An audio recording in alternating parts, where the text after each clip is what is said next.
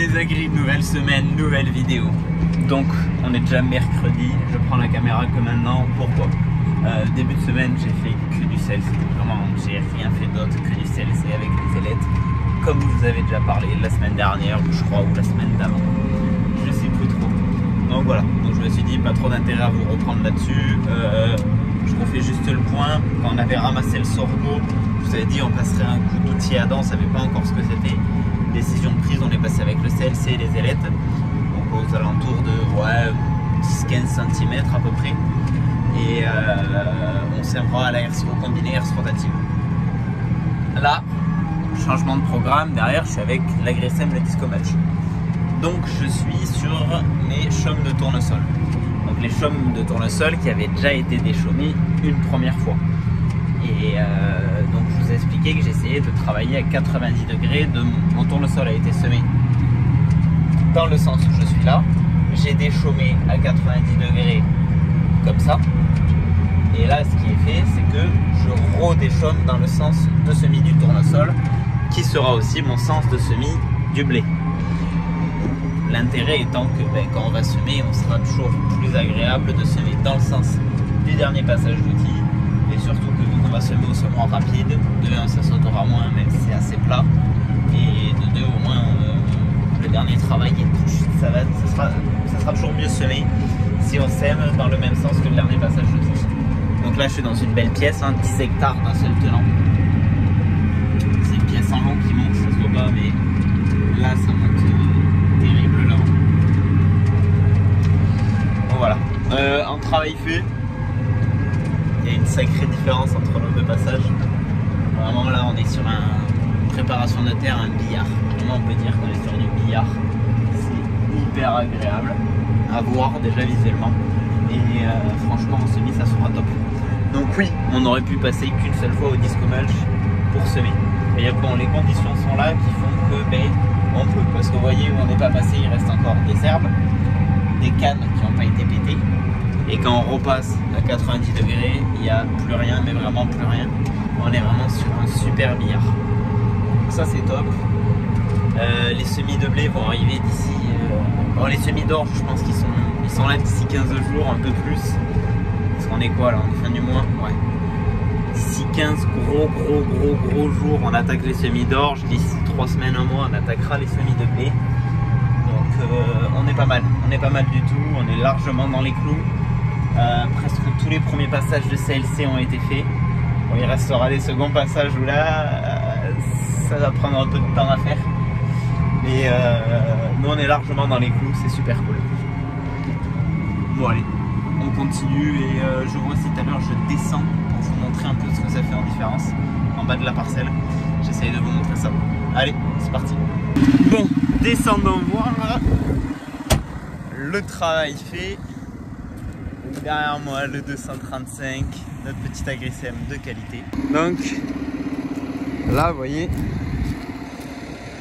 le champ avait été déchaumé comme ça le premier coup. Donc on voit il reste de la canne, des pieds de mauvaises herbes qui étaient de l'ambroisie, encore des cannes. Mais vous voyez, bon, à part cette canne, en moyenne, toutes les cannes qu'il y a, elles regardent comme ça ou comme ça. Parce que ça avait été déchaumé dans ce sens-là. Le fait maintenant de déchaumer dans ce sens-là, si on regarde ici, il nous reste vraiment plus grand-chose parce que les cannes du coup ont été recoupées. Voilà, franchement c'est un super boulot.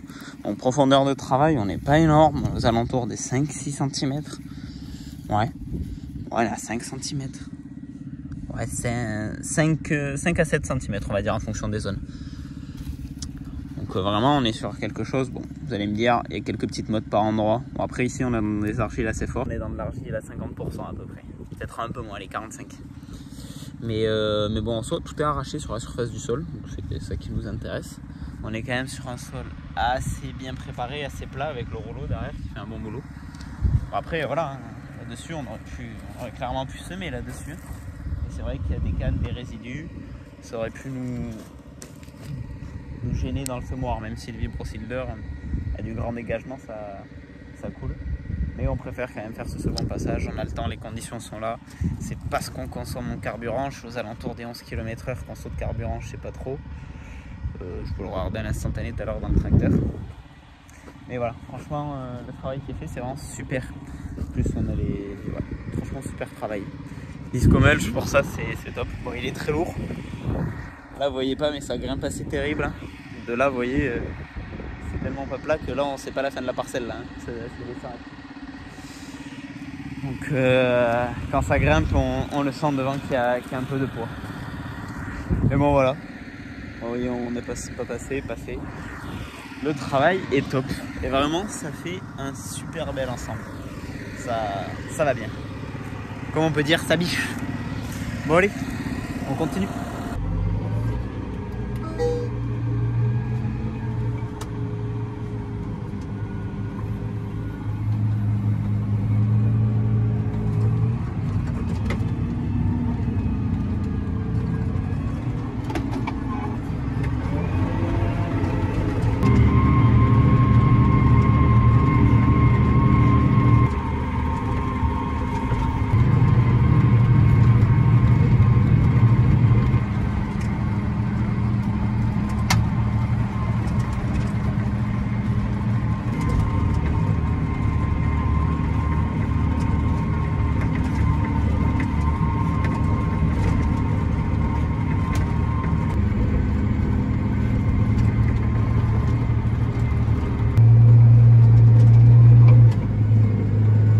Et ouais les gars, toujours Agricem derrière. Je fais les 15 derniers hectares qui vous restent à déchaumer en seconde passe de tournesol. Après cet après-midi, changement de programme, même s'il reste encore un peu de tournesol à faire, je vous explique pourquoi. Là, comme vous venez de voir, parcelle 400 mètres de long. C'est l'une des plus belles parcelles qu'on ait. C'est un grand rectangle. La partie basse en tout cas. Après, j'ai fait ce qui était en haut un peu galère et j'ai fait 2 petits champs qu'on avait à côté. Et là, on a presque pas loin de 8 hectares d'une pièce, un rectangle. C'est confort. Là, franchement, au niveau des bits de chantier, je pense que ça y va. Voilà, franchement, travail à 90 degrés, comme hier, travail terrible. On a fait un super boulot. On aura une super préparation de terre. En plus, là, on est dans des terres de vallée argilo. Et pas les gros argiles non plus. Ça se prépare tout le temps. Super. Bon allez, on continue. Il va bientôt être midi. J'ai la gamelle dans le tracteur. Et je vous reprends cet après-midi pour le changement de programme si tout se passe bien. Parce que normalement, les soja conventionnels devraient être finis de moissonner là dans l'après-midi. Donc je vous reprends avec moi après si tout est bon. Et pour vous expliquer la suite des programmes. Allez, on continue. Donc ouais, donc voilà Castelnau, on était parti comme vous voyez. Il y a la CX qui finit les derniers hectares de soja qu'on a en conventionnel. Et du coup, moi j'étais parti avec le Vibroflex pour en fait, nous derrière les soja, on trouve toujours que la terre est plus damée, plus tassée, qu'elle a du mal à respirer. Du coup, on met un léger passage de Vibroflex avant de préparer pour semer notre blé classique. Et j'ai éclaté une roue. Voilà, je suis impeccable, on est ravis. Du coup, j'ai mon patron qui arrive. Parce que là, on est quand même sur le bord de route. Bon, là, on est dans une ligne droite et tout. On me voit de loin. Ça craint pas trop, c'est bon. Et ils arrivent et on va en fait mettre le Vibroflex. Vous voyez, je l'ai en semi-porté. On va lui monter l'attelage. Comme ça, au moins, on peut l'atteler et le sortir de là et aller le poser dans un champ à nous à côté pour pas que ça gêne le temps qu'on répare ce pneu, quoi. Voilà. Mais même, on va le changer carrément. Voilà. Bon, allez, je vous reprends pour la suite. Ou ce soir ou demain matin pour vous faire le point. Parce que là, je pense que on a de la bricole à faire là. Ouais les agris, du coup j'ai oublié de vous reprendre pour vous expliquer. Donc ce qu'on a fait, on a attelé le Vibroflex comme je l'ai expliqué en portée. Je l'ai ramené à la ferme, je l'ai dételé. Le souci c'est le temps d'avoir des pneus, tout ça, ça va être un peu galère. Du coup ce qui s'est passé, j'ai attelé mon CLC et j'ai refait du CLC qu'on avait à faire à la ferme en attendant pour finir la journée. Et demain du coup je vais essayer de faire ce site éloigné à Castelnau, mais avec le CLC et les ailettes. On va voir, faut essayer de pas travailler profond, vraiment un truc assez superficiel, donc c'est pas trop prévu ça pour. Mais on va essayer demain. Voilà, donc comme ça on va pas trop perdre de temps, parce que c'est vrai qu'il s'annonce encore sec pendant un bout de temps. Et utiliser le fraîcheur qui nous reste pour préparer un peu les terres, ce serait le top. Donc voilà. On est le soir, j'éteins tout ça et direction le manger, dodo. Voilà. Bon allez, à demain matin. Allez, vendredi matin, dernier jour de la semaine. Avant de partir sur le site un peu éloigné, un petit coup d'entretien au tracteur, ça lui fait pas de mal. J'ai soufflé le filtre de cabine. J'ai soufflé les radiateurs à l'avant. Donc on a le premier qui se lève comme ça. Et pour accéder à ceux de derrière, on a une petite trappe ici qu'on ouvre, comme ça on peut envoyer l'air dans l'autre sens pour retirer ce qu'il nous reste de saleté. Donc là il me reste le filtre à air à faire, j'ai pas fait encore. Et après sur le CLC je veux changer des ailettes de place en fait. Parce que si on regarde, celles qui sont derrière nos passages de roue se bouffent beaucoup plus vite que celles qui sont à la rangée de derrière. Donc les premières, je vais les remettre derrière un peu, genre en échanger une ou deux avant qu'elles soient trop usées en fait. Et voilà. Et du coup, filtre à air, c'est le gros truc qui est là, on le démonte.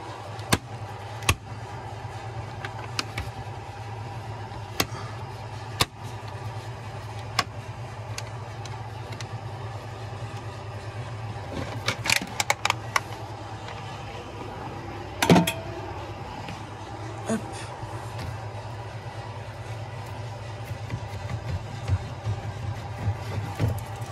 Ouf. Il était temps de le souffler, je pense. Donc comment je le souffle? Première étape, je prends le filtre et je vais venir. Bon, une main c'est pas facile, mais je viens de le tamponner sur mon pneu. Pourquoi mon pneu? Parce que c'est souple et on va pas abîmer la carcasse. Donc je retire le plus gros comme ça et après je souffle. Il faut faire gaffe de ne pas souffler trop fort parce que je crois qu'on peut abîmer. Donc go ça, et dedans il y a un autre. Il y a un second filtre à l'intérieur, je sais pas si on le voit. Et lui aussi il faut le démonter et nettoyer les déchets qui restent dedans. Bon allez, on fait tout ça, on remonte, on change les ailettes et on se retrouve au Castelnau. C'est parti. Bon allez, petit arrêt au stand. Il y a toujours mon épi ici, il n'est pas parti depuis ce matin. Moi je suis toujours à Castelnau là, je suis dans les grands champs. Et en fait, on a les ailettes qui s'usent. Commencent à s'user en fait. Vous voyez? Surtout les ailettes de devant. Vous voyez, elles sont quand même plus fines. Elles ressemblaient plus à ça au départ. Que, vous voyez, l'arrondi il se fait court là. Donc ce que je vais faire tout simplement, c'est échanger mes ailettes que j'ai devant avec celle de derrière. Celle de derrière travaille beaucoup moins. Parce qu'en fait, c'est celle de devant qui force le plus. Donc je pense qu'on va passer toutes les ailettes arrière devant et les ailettes de devant derrière. Et bien sûr, celle qui travaille le plus, c'est les ailettes derrière nos passages de pneus. Pour ça là que vous la voyez hyper usée. Parce que le pneu à chaque fois retasse, les ailettes qui passent sur les passages de pneus sont toujours un peu plus tassées. Du coup ça force un peu plus. Bon allez go, j'avais bien fait de prendre la péteuse. Bon, à démonter c'est tout con. En soi on a trois écrous, mais je ne défais que les deux du fond. Parce qu'en fait celui de devant il fixe la pointe. Et pareil, quand on regarde les pointes, j'en ai pas d'autres. En vrai il y en a qu'on pourrait tourner. Mais ce qui va se passer c'est qu'il ne reste plus beaucoup de surface à faire avec les ailettes. Et dès qu'on a fini les ailettes, normalement la plupart des pointes sont à tourner. Et comme celle-ci, elle avait déjà été tournée, il faudra la changer tout simplement. Et ça on le verra ça peut-être semaine prochaine, quand on retirera ça pour de bon. Et qu'on passera en dent droite pour les vraies réparations. Allez, je perds pas plus de temps, je fais mon petit arrêt au stand et je repars.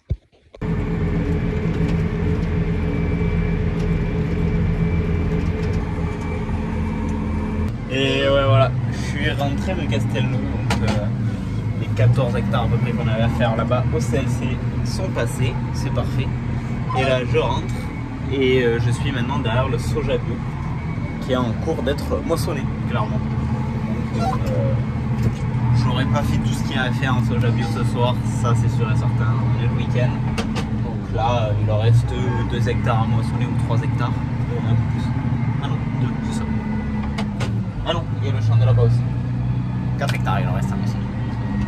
Donc je vais tourner en même temps qu'eux et après bon, ça attendra la semaine prochaine. Voilà. Bon là ici on est quand même sur de la terre un peu plus sèche. On rentre moins. Mais bon, Allez, ce qui est vraiment utile là, ça va être de scalper les lampourdes, même si vu qu'on est sur du bio là, même si la lampourde a été coupée par la batteuse et tout ça, ça va être de la scalper et de la péter. Là, ça va être l'intérêt vraiment, c'est pour ça. Donc là, même si on travaille pas très profond, on fait du scalpage. C'est pas qu'on consomme presque rien instantané, parce qu'on est à plat, on est dans les terres petit rente. Donc franchement, ça se fait bien. Bon allez, je pense que pour la vidéo de la semaine, ça va s'arrêter là. Vous n'aurez pas forcément pris sur énormément de travaux parce que voilà, ces semaines-ci, c'est beaucoup des travaux qui se répètent. On est beaucoup sur des travaux qui se répètent. Et donc voilà. Bon, j'espère que la vidéo a quand même pu vous plaire et je vous dis à samedi prochain pour une nouvelle vidéo. Ciao tout le monde.